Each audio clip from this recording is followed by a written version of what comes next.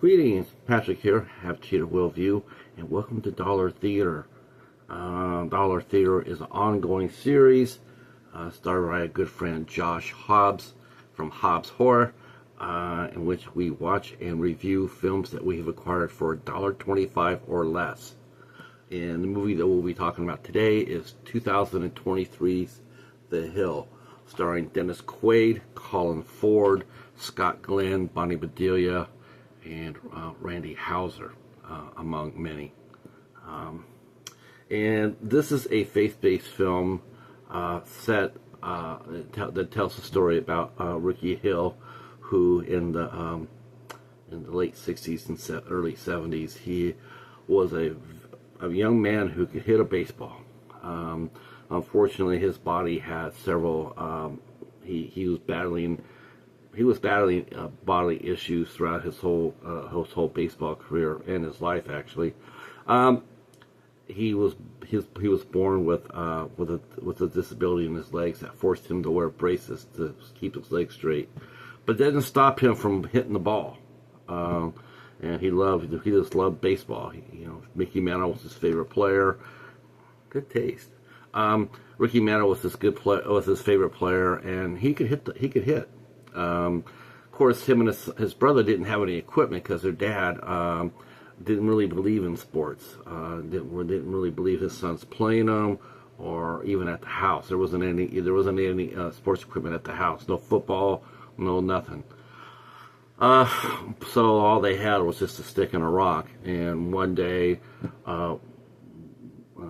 Ricky and his brother are playing. He's throwing a rock. And Ricky chows it to Ray Clemens' house, and he hits Ray's truck and puts out the window. Ricky, being a good Christian young man, he goes over and takes responsibility for it. But Ray is totally blown away by the fact that this young man, hit the rock that far to hit his truck, and he did it while wearing braces. And so Ray says, there's something special about you, and you should, and yeah, so that becomes a lifelong friendship with Ricky and his brother with Randy. The house, the Hill family, the father is a preacher, James Hill. He's a preacher, and he's at the congregation, and this is I don't know. I've never seen this myself. Maybe someone else has. But anyway, he's preaching in this small church, and in it there's a woman who's spitting chew. It's in the movie. He's spitting chew on brought a spittoon, so she's chewing in the church. And there's another man named Earl who's smoking in church. I'm not sure if they did that back then or not, but it was really weird. I've never seen that ever, but it was really weird to see. But so the Pastor Hill basically tells them, hey, can we not do that in the church? Of course, that hurts their feelings. And so after they come back from an outing, they find that the congregation has basically voted to toss them out. So because of Pastor Hill's honesty. So they go ahead and they have to leave. And that means Ricky will have to leave his friend Gracie, who was, that was his best friend, and they have to leave. They have to pack up and leave. So as they're heading out of town, we see that Pastor Hill does have a big heart. He sees that Earl is coming out of a bar plastered, and he stops him from driving home. After him and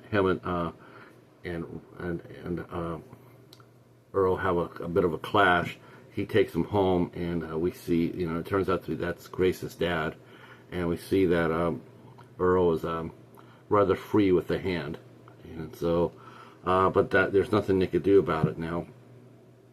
So they leave, and they're going up to Texas, they're going up to Oklahoma to find another church or something, and on the way, they're so destitute that the car runs out of gas. and runs out of gas, and the rest of the family's asleep, and Pastor Hill gets out, and he's frustrated. He's really frustrated. And then to make things worse, can you give me a sign? And then the tire goes flat. I actually thought that was a positive sign. I'm thinking, that is a God sign right there. Because if you had been driving, that tire would have blown out. But Pastor Hill, that just pushes him to his limit, and he's just frustrated. And the family comes out, and as they're standing there in a bright, bright, bright blue sky, all of a sudden, now over to the on one side, we see a huge, huge storm cloud coming, and they get rained on. So they're sitting there waiting. I don't know what they're waiting for. I don't think they knew what they were waiting for. But this nice lady comes by and offers them to help them out. So she takes them to this really nice house, and this couple reaches out and says, we know that where there's a church that needs a good pastor, but it's a little bit rough, and so that's where the family ends up. And this exposes Ricky and his brother to the first time they've ever seen organized baseball, as some kids are having a baseball game. And of course, there's a token bully who calls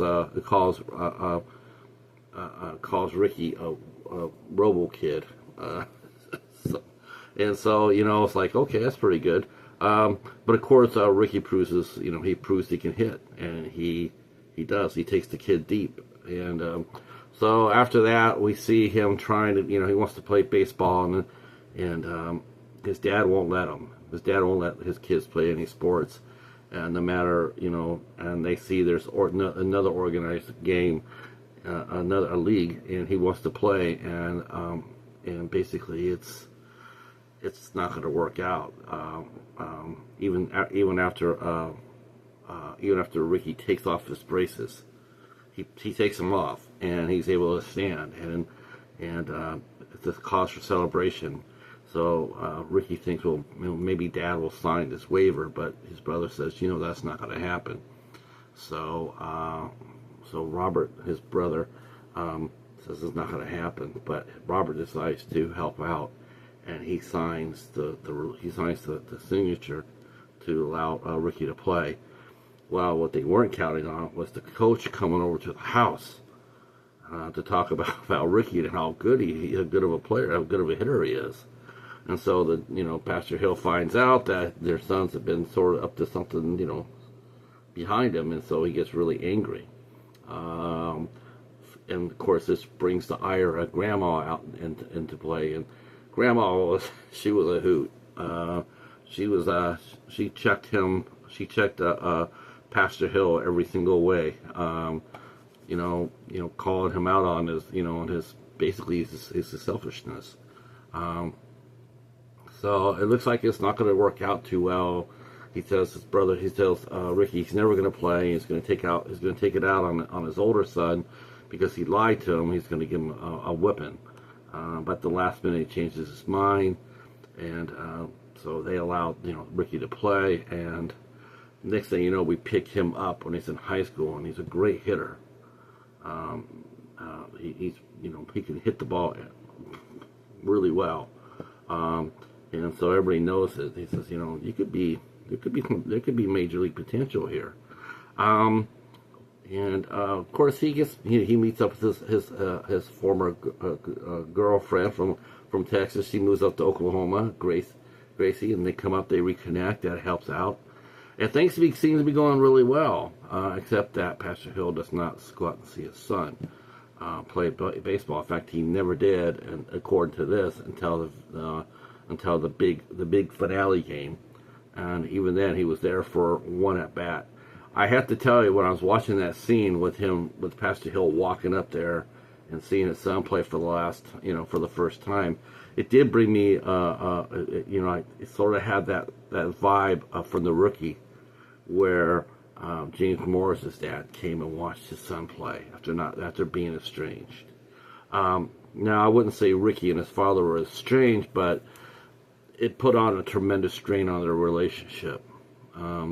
secretly, I think Pastor Hill grew to respect his son and his ability, but I think he was too proud to acknowledge that, and so that really cost him a lot. The big finale is that there's going to be a tryout camp. Well, Ricky gets hurt. Go back here for a second. Ricky gets hurt. He gets critically injured, and he does. That's probably one of the nastiest injuries I've seen in a sports film. But he just blows up his whole ankle. Just and we find out that he also has degenerative spinal disease, which probably played into that. So he has to have surgery. He needs $7,000 to do it. Now, of course, $7,000 back in the early '70s. Well, that probably be like $7 million today's dollars. But the town rallies, and once again, our unsung hero, Ray Clements, he comes up there and he says, "Well, how much are they short?" And he needs $7,000. Well, they're about $4,500 short, and Randy whips out the paycheck and he's going to go ahead and pay it.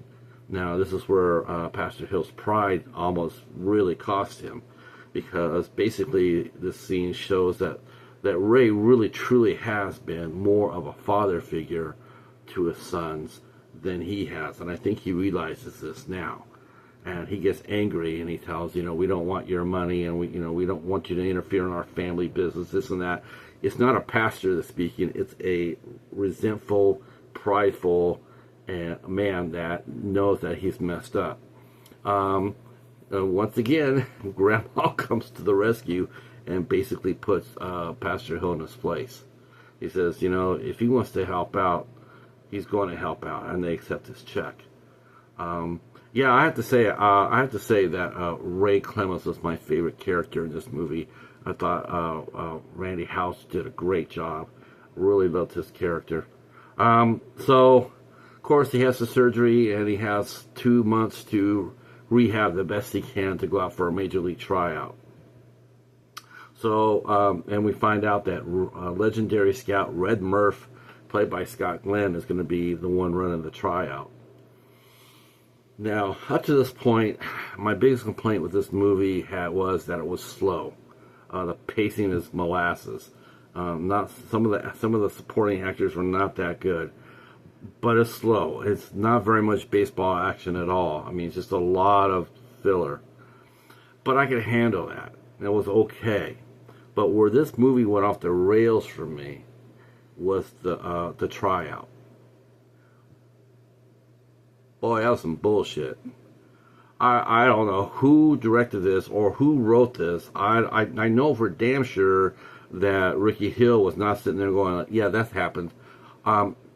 So the tryout, it comes, and Ricky makes it, and and Red Murph gets out there and he says, hey, we're trying you out. We're gonna go through quick. We're gonna see what you need to see, and if you get told that you're not gonna make it, just go home. If we call you, to go to play on the big game, they're having an exhibition game the next night at the stadium, probably at the local college stadium. We'll have you we'll have you go over there. So you see all the players playing, and you see the various scouts talking to him. Like they say, if the scout comes up to you and talks to you and tells you what to do, like, did you make it? You made it. If you didn't, you didn't. And Murph says, my one rule is don't talk to the scouts. Basically, don't come up there and ask how you're doing. That's true. We'll get to that in a second. So we see the players all break out to their assigned it, and we see the players slowly being whittled down, and it's quick. And Ricky hasn't gotten the chance to bat yet, but one of the scouts calls him over because, well, Ricky can hit, he can't really run.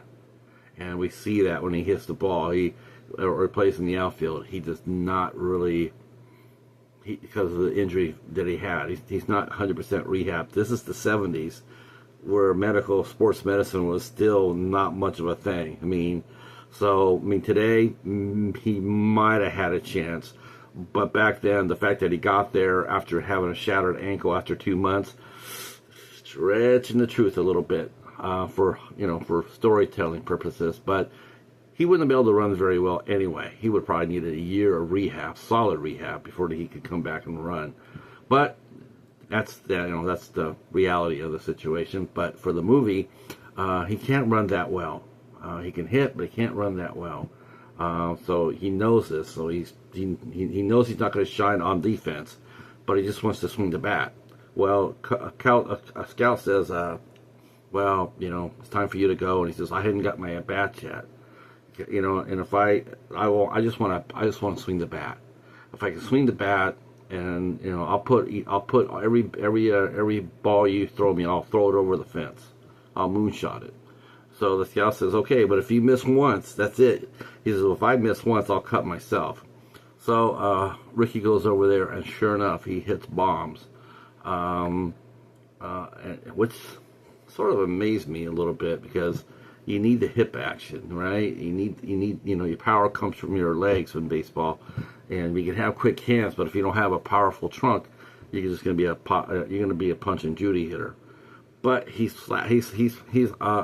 hitting bombs, and they're coming close to Murph, and Red Murph is going like, quit throwing the baseball around me. Who's doing that? He says, well, it's the kid over the next field. He's hitting the ball. So they let Ricky play, and Murph gives him a lecture about we're going to put you in as a DH for both teams, and if this doesn't if you don't do well, you're out. This is the end of it. This is the closest thing you'll get to a Major League Baseball. Okay, so the portrayal of Red Murph is bullshit. I have not been more upset watching a movie than in a long time than The Hill. Baseball scouts are not assholes. They're human beings. I worked on 4 different tryouts camps. I was a coach. I knew many scouts when I was in high school and college. They want to find the best players. They're not going to be an asshole to you for it. They're not going to. If you don't play very well, they're going to come up there. They're going to say, hey, come back, try again next year, or work on this, okay? But they're not going to sit there. They're not going to tell you like, yeah, well, you better hit or else. They're not going to talk shit to you. They're not going to go ahead and they bring in some good pitchers, take them down. They're not doing that. If you saw Trouble with the Curve, that's what it's like. That's more what it's like. You're hitting the ball, and the scouts are sitting there watching you, and they'll sit there and say, throw a curveball, throw a sinker. They just want to see how you do. They're not going to sit there and try to run you down like they had the Red Murph character. He brings in a pitcher, a Major League pitcher from rehab. He's rehabbing. He brings him in for Ricky's last at bat. So this is a guy who hasn't faced Major League pitching in a while. So he comes up there and he throws the first strike. The second time, he hits him.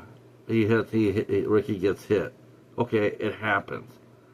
Then they have Murph telling the pitcher, the Major League pitcher, "Well, you do that again, you're done." Excuse me, but no fucking scout has that authority to do that at all.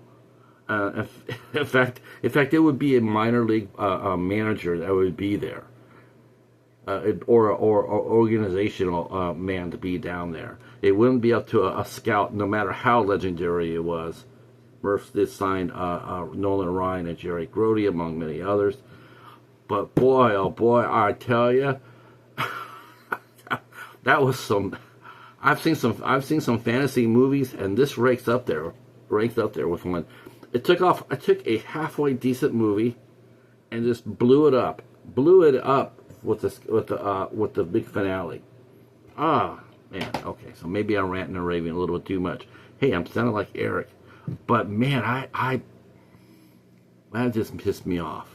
It pissed me off because it's like I knew a lot of scouts, and they never talked to players that way. Sometimes during they coach, the scout would actually just do timing. They do throws. They want to see what you can do as fast as you can do it. Because open tryouts, man, it's a bit of like a cattle call. They'll invite maybe 100 kids out there, 100 players, whatever. I mean, you saw the scene in The Rookie where they had a open tryout for the Tampa Bay Rays. That's what it's like. That's what it's like. And all the scouts are there. They're just there to get the numbers. They want to see the numbers. You know, they want to see the intangibles. They're not there to sit there, you know, put them down. I don't want to put them down. I want to see if he can hit. You know, it's more behoove to me to find someone who's really good than not to. There's been many scouts who sit there and say, if I don't, you know, like Derek Jeter, the scout for Derek Jeter, he begged, borrowed, and stealed. You know, he wanted to get him, he wanted to sign him. There's been scouts that will tell you that they did not get the player they wanted because someone higher in the organization didn't see what the scout was seeing. You know, scouts would be sitting there, sign this guy. The business is not to, it's not to be cruel or, you know, he needs to see what this guy can do. He already knows he has a bad wheel. So if he could hit, it turns out that Ricky Hill could hit. While he never saw major league action, he did play for 4 minor league organizations, and he was a career 300 hitter in the minor leagues. He played sparingly in the 4 years, but you know, before his, he had to retire when he was only 22 because of the degenerative spinal disorder. He just physically could not play baseball anymore. So that was a real shame. But the fact that he got to swing the bat and, you know, he did play for 4 years in the minor leagues, that's a hell of a lot more than a lot of players get. So, The Hill has one special feature on it. It has a making of. The acting was pretty good. Like I said, Randy Houser stole the movie for me. Bonnie Bedelia, God, I can't believe she's 77. Oh, that's just like, it blew me away. It's like, she really is a grandma now, because I remember seeing her in Die Hard. But she was really good too. Dennis Quaid, yeah, the main actors were great. I felt sorry for Scott Glenn and the bullshit they gave him to say, but overall, what can you do? Now, would I recommend this movie? Okay, if you're into faith-based movies, yeah, okay. If you're a baseball fan like myself and many others, no, I would not recommend this movie. I know he overcame a lot of obstacles to get where he got, but this is not a good baseball movie. Did not like this at all. And it is a long-ass movie, too. I think it's got to be over two hours long. It's the pacing for the first hour is super long. It just drags and drags and drags. All right, so I guess I'll quit ranting now. Got 23 minutes. All right, well, thanks for much for watching my review of The Hill. If you're new to the channel, hit the sub button. Drop a comment down below. Tell me your favorite baseball movie. There's a lot of them out there. But tell me your favorite baseball movie, and drop it down in the comments, and we'll talk about it. All right, thanks for watching. We'll see you next Monday. Peace.